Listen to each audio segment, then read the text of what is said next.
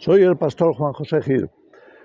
Desde que entramos en la, podríamos denominar, era de la ciencia, algunos lo llaman era nuclear o ahora lo estamos llamando era del transhumanismo. Cuando hemos entrado en esta última época de la historia, algunos se han aferrado a esa publicidad, a esa propaganda que se ha hecho durante muchos años acerca de la evolución del ser humano y más allá de esa evolución, un mundo imaginado en el que la ciencia iba a tener el control de todo y el ser humano iba a evolucionar hacia una especie de semidios gracias a la tecnología, gracias a la transformación del ADN, gracias a la manipulación de la propia naturaleza humana, etc. Bueno, esa es la época en la que estamos viviendo. Pero ¿es realmente el futuro? Porque ¿cómo nos lo han pintado? No nos lo han pintado en las películas de ciencia ficción, pues a base de quizá ovnis, platillos volantes, con una tecnología superior, en donde curiosamente la mayoría de las veces en esas películas también está presente lo que podríamos denominar esclavitud. Es decir, élites gobernantes que lo único que hacen es abusar de su poder para tomar el control no solo de un planeta, sino de prácticamente todo el universo. Ahí tenemos las grandes sagas.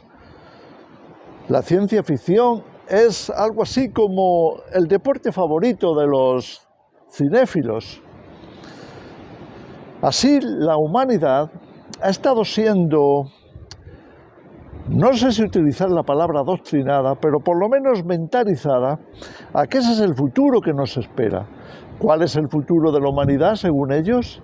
Es un futuro que está controlado por la ciencia y la ciencia está controlada por ellos.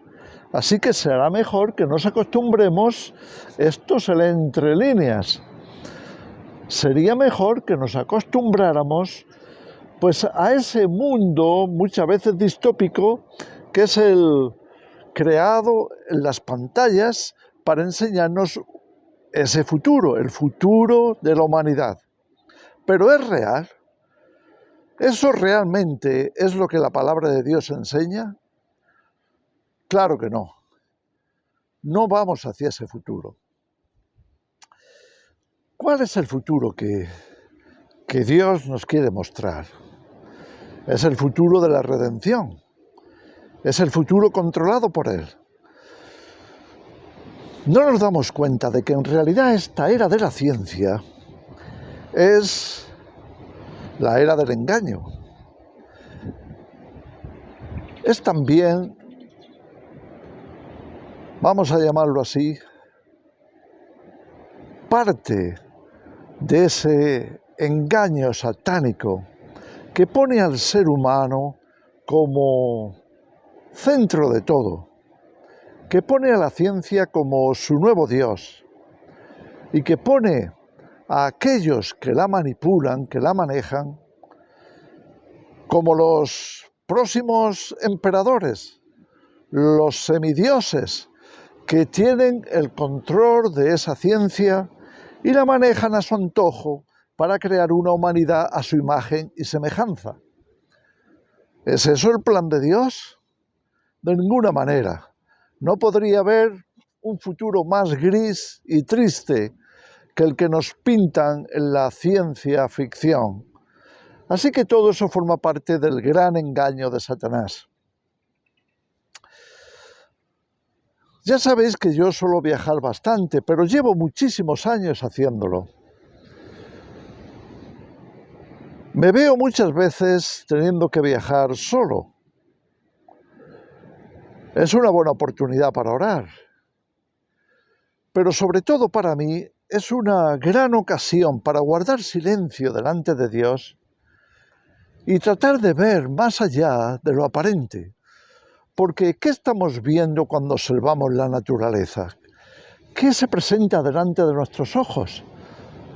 El apóstol Pablo escribió que lo que estamos ahora viendo, experimentando en la creación, es solamente una ilusión, es vanidad, por la sencilla razón de que Dios la tuvo que sujetar en vanidad por causa del pecado.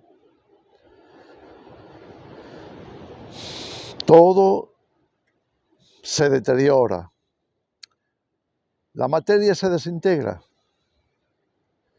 la muerte está presente en cada rincón. A causa del pecado, la creación original de Dios quedó reducida a desgaste, a cambio y muerte. Pero Dios no tenía la intención, no intentó de ninguna manera dejar la impresión de que eso era lo eterno, que eso iba a estar así siempre, en absoluto. Es solamente por un tiempo, porque Dios tenía que desarrollar, llevar a cabo su plan redentor. Dios no quería que ni el ser humano ni la naturaleza para siempre estuvieran para siempre en ese ciclo, no de ninguna manera. Así que el futuro verdadero está más relacionado con la redención que con las imaginaciones de un mundo caído, de un mundo engañado, de un mundo perturbado como en el que estamos. La historia de la redención nos cuenta que vamos hacia la segunda venida de Cristo y con su regreso Él resucitará a los muertos, primeramente a los que murieron en Él, y los que murieron en Él serán resucitados incorruptibles a su imagen y semejanza, de manera que para nosotros el futuro es glorioso, es un futuro en el que ya no viviremos de esta forma. Tendremos cuerpos eternos y tendremos capacidades también extraordinarias. Ya Jesús nos lo presentó después de su resurrección, también antes, pero sobre todo en su resurrección. Ya no debía de tapar, ya no debía de ocultar nada a los discípulos. Ahora tenía un cuerpo nuevo, glorificado para siempre, que le iba a permitir hacer cosas que para la carne no eran posibles. Ese es nuestro futuro. Cuando voy de viaje, por eso os mencioné lo de los viajes, muchas veces miro hacia el horizonte, miro hacia adelante, para ver qué. Entonces, mi mente, mi corazón se trasladan hacia la Nueva Jerusalén. Me veo como avanzando, corriendo en esa dirección. Y entonces imagino la grandiosidad de la Nueva Jerusalén. Una ciudad enorme, inmensa, llena de luz, hecha de oro, hecha de cristal. Una ciudad inmensa de más de 2.000 kilómetros de altura y más de 2.000 kilómetros de anchura. Y entonces miro hacia arriba y pienso, Dios mío, ¿vería desde este punto la cumbre de la Nueva Jerusalén? Me la imagino como un gran monte. En la Escritura es comparada con el monte de Sión, una gran montaña llena de luz, dorada, maravillosa, llena de vida, llena de Dios, la desposada del Cordero. Y entonces dejo volar mi imaginación. Y miro a mi izquierda, miro a mi derecha, y me imagino que estoy volando hacia el centro y pienso, bueno, a mi derecha habría todavía 1.000 kilómetros de ciudad y a mi izquierda otros 1.000 kilómetros como mínimo de ciudad. ¡Wow! Me sería imposible abarcarlo todo. Pero conforme pienso en estas cosas, mi corazón se va llenando de su presencia. Ya no sé si estoy conduciendo un automóvil o estoy en el Espíritu. Bueno, procuro que no me traicione mi imaginación. Por el contrario, me eleva. Me hace sentir que la carrera en la que estamos merece la pena. Ese es nuestro futuro. Nuestra mirada debe estar puesta en nuestro futuro, en ese futuro. Y entonces me acuerdo cómo Hebreos capítulo 11 nos menciona cómo los profetas desde Abraham, su hijo Isaac, su nieto Jacob, anduvieron toda su vida errantes, como peregrinos y extranjeros sobre la tierra. Y nos dice que esperaban una ciudad, sabiendo que aquí no tenían patria y que su patria jamás la tendrían aquí. Entonces anhelaban una celestial, una mucho mejor, eterna en los cielos. Y nos asegura que Dios no se avergüenza de llamarse Dios de ellos, porque efectivamente les ha preparado una ciudad. Dios es el que ha preparado el futuro. Él nos ha preparado nuestra patria eterna, nuestra ciudad celestial, de manera que tengamos nuestros ojos puestos allí. Es lo que Pablo nos dice: pongamos nuestros ojos en las cosas de arriba, no en las de la tierra, porque las cosas que se ven ahora son temporales, mientras las que no se ven son eternas. Miremos al futuro. A este proyecto del ser humano, con toda su ciencia, con toda su fantasía, le queda muy poquito tiempo. Cuando Jesús venga ya no habrá más tiempo. Entonces el reino de Dios tomará el control. Ya no tendremos esos grandes edificios llenos de tecnologías, no los necesitaremos.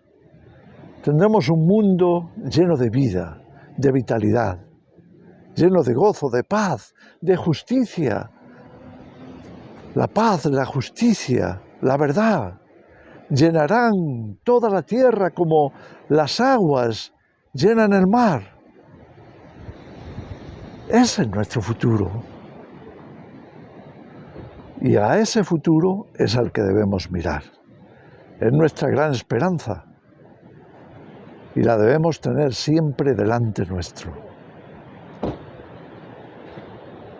No te dejes llevar por el canto de sirenas de esta ciencia, que no es otra cosa que manipulación diabólica de una naturaleza que Dios nunca quiso que se manipulara de esta manera, ni mucho menos. Dios no creó al ser humano para eso, ni siquiera para que el ser humano construyera su propio futuro. El futuro ya estaba construido, Dios lo tenía hecho. Cosas que ojo no vio ni oído yo, ni han subido al corazón del hombre, son las cosas que Dios ha preparado para los que le aman. Mira hacia allí. En medio de la fricción, en medio de los cambios que estamos experimentando, en medio de la tribulación, en medio de la angustia, porque permíteme decirte que esta ilusión humana en la que estamos va a acabar muy mal. Eso es lo que nos declara la Escritura. Va a acabar con el gobierno mundial del anticristo, con todos los anticristos habidos y por haber gobernando. Va a ser un desastre total. Esta ciencia absurda en la que estamos va a acabar mal, porque no tienen en cuenta a Dios. Tanto es así que la Escritura nos dice que Dios confunde a los sabios en su astucia. Y ahí lo tenemos. La mayoría de esos científicos, supuestos científicos, supuestamente velando por la humanidad, se han vuelto colaboracionistas de un plan sospechoso, como mínimo. ¿Cuál es nuestro futuro? El futuro de la redención. La manifestación gloriosa de los hijos de Dios. La liberación de todo lo que vemos, para que ya no haya muerte, ya no haya corrupción, ya no haya otra cosa que la verdad y la justicia, el amor y la paz, reinando sobre todos. Que el Señor os bendiga.